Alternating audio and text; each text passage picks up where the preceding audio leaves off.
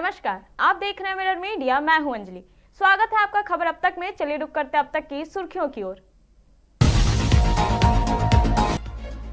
धनबाद में स्कूल रुआर का आगाज, ड्रॉप आउट बच्चों की घर वापसी नहीं, स्कूल वापसी की मुहिम तेज।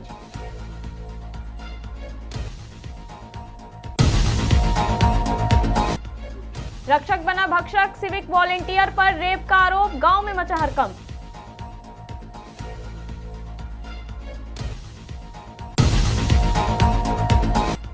रांची में शहीद सिदो कान्हू की जयंती पर कार्यक्रम का आयोजन, सीएम हेमंत सोरेन ने प्रतिमा पर किया माल्यार्पण।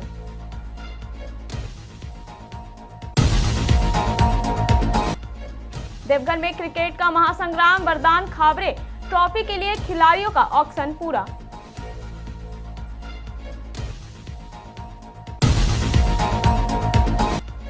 गोविंदपुर में ट्रैफिक सुधार मिशन शुरू, वन वे व्यवस्था लागू करने के निर्देश।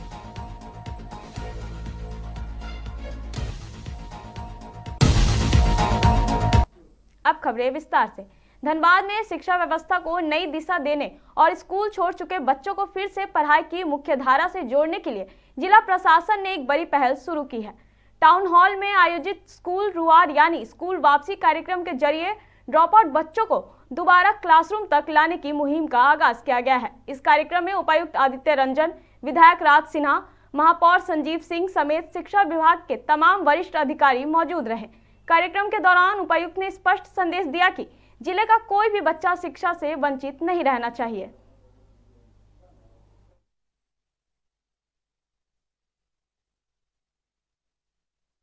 100% करना है, कोई भी बच्चा छूटे नहीं। आंगनवाड़ी हो, प्राथमिक विद्यालय हो, माध्यमिक विद्यालय हो, सभी बच्चे आंगनवाड़ी से प्राइमरी, प्राइमरी से मिडिल, मिडिल से सेकेंडरी में जाने चाहिए। एक भी बच्चा छूटेगा तो हम लोग संबंधित ब्लॉक में बीपीओ से लेकर शिक्षक तक सभी को जिम्मेवार मानेंगे। हम लोग कोशिश कर रहे हैं कि 100% बच्चों का नामांकन हो और जो अच्छा परफॉर्मेंस करेगा उसको हम लोग सम्मानित करें। जनप्रतिनिधियों से बहुत अच्छा सुझाव आया है कि विद्यालय का वातावरण में सुधार होना चाहिए। ट्रांजिशन के टाइम में बच्चों को लगना चाहिए कि वो एक अच्छे माहौल में जा रहे हैं, और स्कूल इंफ्रास्ट्रक्चर और सामग्री को लेकर भी अच्छा सुझाव आया। उस पर पहले से काम चल रहा है, हम लोग और उसको जोर से करेंगे बिकॉज सभी जनप्रतिनिधि भी उसी में। हमने ये कहा है कि अब जैसे एक बड़ा समस्या आ गया, अभी आज देखा था अखबार में कि बच्चों को मिड डे मील में नहीं मिल रहा है। उसके चलते कितना अखबारों का न्यूज हम बता रहे हैं कि कितना टिफिन लेके नहीं आते हैं बच्चे, इसलिए शिक्षक लोग जो है वो पहले ही छुट्टी दे रहे हैं। तो जिस राज्य के अंदर अब बच्चों का मिड डे मील नहीं मिल रहा हो, चावल नहीं मिल रहा हो, केंद्र सरकार भेजती है और वो उपलब्ध नहीं कराया जा रहा है, तो फिर वहां पर आप 100% उपस्थिति बच्चों की कैसे उम्मीद करते हैं? स्कूलों के अंदर कमरे नहीं है, शिक्षक नहीं है, तो भाई गार्डियन जो है, जो भी अभिभावक है, तो देख रहा है ना कि हम स्कूल में भेजेंगे तो क्या होगा। इसलिए मैंने कहा कि पहले स्कूल के माहौल को ठीक कीजिए, शिक्षकों की बहाली सरकार करे, बच्चों को सुविधा मिले, ये सारे विषय हैं। बच्चे को बैठने के लिए कमरा नहीं है। पश्चिम बंगाल के ईस्ट वर्धमान जिले के गुस्करा इलाके से एक शर्मनाक घटना सामने आई है, जहां एक सिविक वॉलेंटियर पर 24 साल की महिला के साथ रेप करने का आरोप लगा है। आरोप है कि गुरुवार रात आरोपी घर में घुसा और महिला के साथ जबरदस्ती की। घटना के बाद महिला ने पड़ोसियों को जानकारी दी, जिसके बाद ग्रामीणों ने आरोपी को पकड़ लिया। सूचना मिलते ही पुलिस मौके पर पहुंची और आरोपी को गिरफ्तार कर लिया। शनिवार को उसे वर्धमान कोर्ट में पेश किया गया। घटना के बाद राजनीतिक बयानबाजी भी तेज हो गई है। बीजेपी ने कानून व्यवस्था पर सवाल उठाए हैं। পশ্চিম বাংলার মাটিতে মুড়ি চানাচুর খাওয়ার মতো ধর্ষণের ঘটনা ঘটে। তৃণমূল কংগ্রেসের রাজত্বে রক্ষকই ভক্ষকে পরিণত হয়েছে। সেটা আরজিকর থেকে শুরু করে আউসগ্রাম, প্রত্যেক জায়গায় আমরা দেখতে পাচ্ছি তৃণমূল কংগ্রেসের সঙ্গে প্রত্যক্ষ বা পরোক্ষভাবে যুক্ত তারা তথাকথিত সিভিক ভলেন্টিয়ারের চাকরি করে এবং তারাই পশ্চিমবঙ্গে বাঙালি মহিলাদের, পশ্চিমবঙ্গের নারীদের ইজ্জত নিয়ে ছিনিমিনি খেলে তাদেরকে ধর্ষণ করে। আর সর্বোপরি আদিবাসী মহিলা, পশ্চিমবঙ্গে তো আদিবাসীদের সম্মান সর্বদা তাদেরকে নিয়ে যেন ভুলুণ্ঠিত করা হয়। সেটা রাষ্ট্রের প্রেসিডেন্ট হতে পারে, অর্থাৎ দেশের প্রেসিডেন্ট হতে পারে, কিংবা একজন ছাপোষা বাঙালি আদিবাসী মহিলা, তাকে তো ধর্ষণ করা তৃণমূল কংগ্রেসের রাজত্বে খুবই নর্মাল একটি ঘটনা। এই পশ্চিমবঙ্গে তৃণমূলের রাজত্বে দুয়ারে ধর্ষণ প্রকল্প চলছে। रांची में शहीद सिद्धू कान्हू की जयंती के अवसर पर भव्य कार्यक्रम आयोजन किया गया। आयोजन कार्यक्रम में मुख्यमंत्री हेमंत सोरेन और विधायक कल्पना सोरेन शामिल हुई। इस अवसर सीएम हेमंत सोरेन ने सिद्धू कान्हू की प्रतिमा पर माल्यार्पण किया। इस दौरान मीडिया से मुखातिब होते हुए सीएम हेमंत सोरेन ने कहा कि जब अंग्रेजी हुकूमत अपने अत्याचारों की पराकाष्ठा पर थी, तब संताल समाज ने इन दो वीर भाइयों ने अन्य के खिलाफ बिगुल फूका। उन्होंने न केवल शोषण के विरुद्ध आवाज उठाई, बल्कि हजारों आदिवासियों को संगठित कर हूल आंदोलन की शुरुआत की। ये केवल एक विद्रोह नहीं था, बल्कि ये स्वाभिमान, आत्मसम्मान और स्वतंत्रता की पहली गूंज थी। इसके साथ ही उन्होंने कहा कि समाज में फैली बुराइयां, अन्याय और भेदभाव के खिलाफ एकजुट होकर आवाज उठानी होगी। यही उनके प्रति सच्ची श्रद्धांजलि होगी।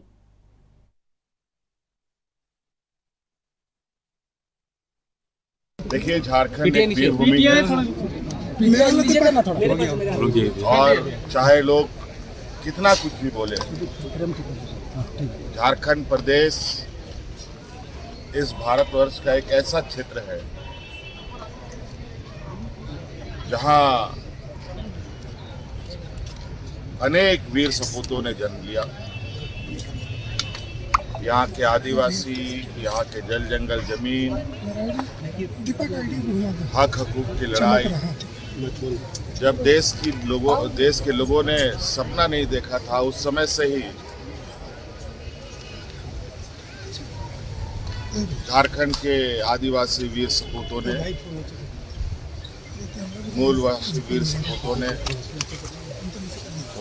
अलग अलग समय काल में अपने दायित्व और इस राज्य के प्रति अपने आप को समर्पित किया। उसी क्रम में आज सिद्धू कान्हू जी का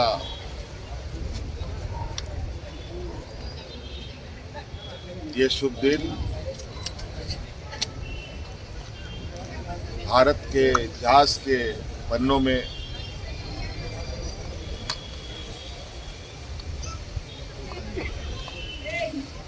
ना मिटने वाले और सुनहरे अक्षरों से दर्ज। लगभग 206 साल पहले सिद्धू कान्हू जी का संघर्ष और जल जंगल जमीन के प्रति इनका जो देवघर में स्वर्गीय वरदान खावरे ट्रॉफी को लेकर क्रिकेट प्रेमियों में उत्साह चरम पर है। आगामी 3 मई से शुरू होने वाली इस टूर्नामेंट के लिए शनिवार को खिलाड़ियों का ऑक्शन सफलतापूर्वक संपन्न हुआ। शहर के अंजुला होटल में आयोजित इस ऑक्शन में कुल 12 टीमों ने भाग लिया और खिलाड़ियों को अपनी टीम में शामिल करने के लिए जबरदस्त होड़ देखने को मिली। इस दौरान टीमों की रणनीति और उत्साह साफ झलक रहा था। प्रेस कॉन्फ्रेंस में आयोजकों ने बताया कि विजेता टीम को 1.10 लाख और उपविजेता को 55,000 का पुरस्कार दिया जाएगा। टूर्नामेंट को लेकर खिलाड़ियों और दर्शकों में खासा उत्साह है।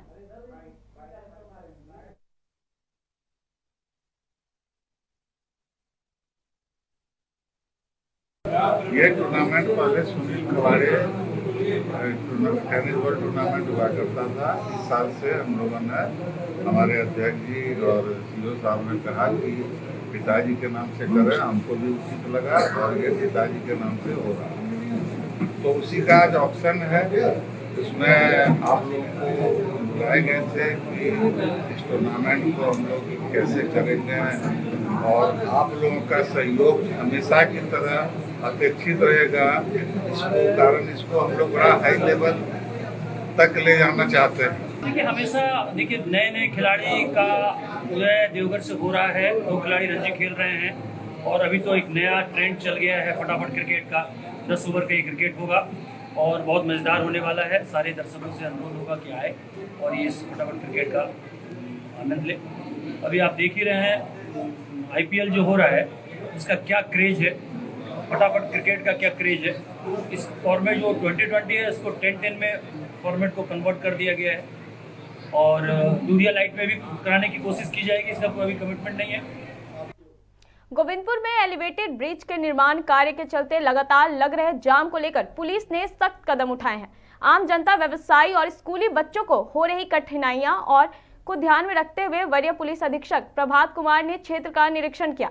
इस दौरान उनके साथ ट्रैफिक डीएसपी, गोविंदपुर अंचल अधिकारी, मजिस्ट्रेट सहित अन्य अधिकारी मौजूद रहे। निरीक्षण के दौरान एसएसपी ने जाम प्रभावित स्थलों का दौरा किया और पाया कि सड़क किनारे अवैध पार्किंग और अतिक्रमण के कारण यातायात बाधित हो रहा है। इसके बाद उन्होंने ट्रैफिक डीएसपी को आवश्यक दिशा निर्देश दिए। उन्होंने कहा कि वन वे व्यवस्था लागू होगी और इसके लिए अतिरिक्त पुलिस की व्यवस्था की जाएगी।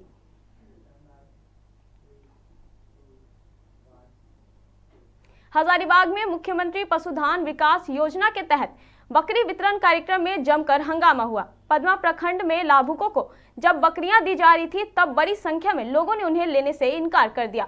लाभार्थियों का आरोप है कि बकरियां बीमार हैं और कमजोर हैं, जिससे उनका स्वरोजगार प्रभावित होगा। विरोध बढ़ने पर मौके पर पहुंचे जिला पशुपालन पदाधिकारी ने स्थिति को संभाला और लाभुकों को भरोसा दिलाया कि वे खुद बकरियों का चयन कर सकते हैं। इसके बाद मामला शांत हुआ, लेकिन इस घटना ने योजना के क्रियान्वयन पर सवाल खड़े कर दिए हैं।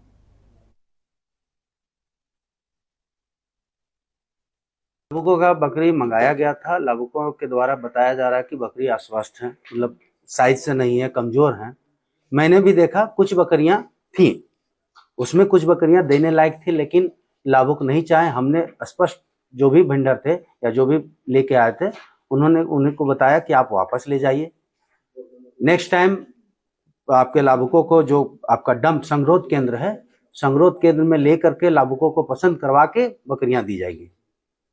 लाभुकों का ये भी कहना है कि 3 साल पहले मैंने आवेदन किया था कर्ज लेकर के, लेकिन आज जब मिल भी रहा है तो बकरी रखी जाने लायक नहीं है। देखिए, हाँ, कुछ लाभुकों हैं जिनका सिलेक्शन 2023-24 में हुआ है, लेकिन पद्मा ब्लॉक में संजोग यह रहा कि हमारे प्रभारी पशु चिकित्सक रहे और प्रखंड स्तर में जब भी लाइनअप होगा हमारे प्रखंड पशुपालन पदाधिकारी ही लाइनअप करेंगे लाभुकों को किस तिथि में वितरण किया जाना है, क्योंकि लाभुकों को जानकारी देना है।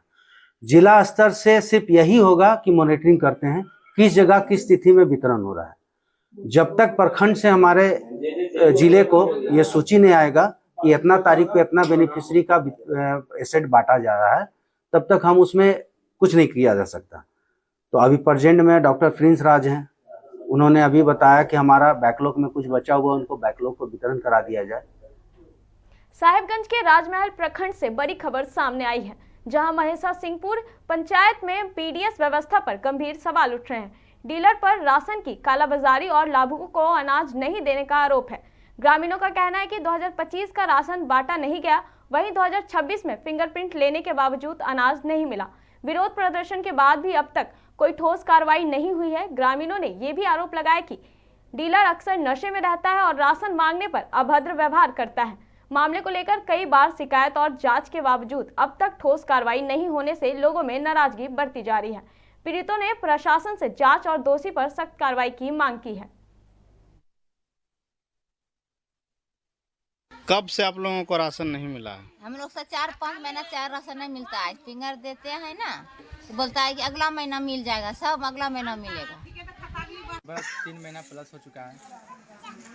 क्यों नहीं मिल रहा? डीलर से डीलर से पूछने जाते तो बोलता है कि ऊपर से चावल नहीं मिल रहा है हम लोग को, तो हम लोग क्या करेंगे, यही बात बताता है। और अगल बगल का गांव में तो चावल मिल ही रहा है हमारे यहाँ छोड़ के। वही 4-5 महीना हुई है, खाने हैं तो नहीं कहते कि क्या महीना होता है, 4-5 महीना हुई है। क्यों नहीं मिला? कोई कारण नहीं बता पा रहा डीलर? कारण वही बोले देंगे, अभी राशन नहीं उठाएंगे तो देंगे। 4 महीना से नहीं मिल रहा है राशन। क्यों नहीं मिल रहा? डीलर से पूछे हैं ये बात? डीलर के पूछते हैं कि डीलर तो ऊपर से बंद बोलता है कि बंद है, अभी नहीं मिलेगा चावल। इसमें 4 अप्रैल को हम लोग जांच में गए थे। ये महासिंहपुर पंचायत का हल्दी टोला का समाय मनु के बारे में है। तो वहाँ जाने के बाद ग्रामीणों से पता चला कि जैसे ये 3 मंथ से राशन नहीं दे रहे हैं। पहले भी इनकी शिकायत आई थी और 3 मंथ से क्या हुआ है कि ये राशन वितरण कर ही नहीं रहे हैं। और जनवरी में इनके द्वारा वितरण कुछ किया गया था, बट वहाँ के कार्डधारकों से पता चला कि सिर्फ फिंगर लेके कुछ को राशन दिए हैं, कुछ को नहीं दिए हैं। अभी इनके पास लगभग 82 कुंटल स्टॉक बैलेंस पाया गया है, बट भौतिक जांच में इनके पास मात्र 2 से 2.5 कुंटल ही मिला और नमक का कुछ स्टॉक उपलब्ध था। इनका कहना है कि वितरण हम कर रहे हैं, हमको मिल नहीं रहा है, माल नहीं मिल रहा है, बट इसके पास पहले से पुराना जो, जैसे कि आपने बताया कि 2025 का भी मामला है, 3 मंथ गबन किया गया था, उस स्टॉक को मिला के इनके पास पहले से ही 82 कुंटल खाद्यान्न। फिलहाल के लिए बस इतना ही। ऐसी तमाम खबरों के लिए बने रहे मिरर मीडिया के साथ।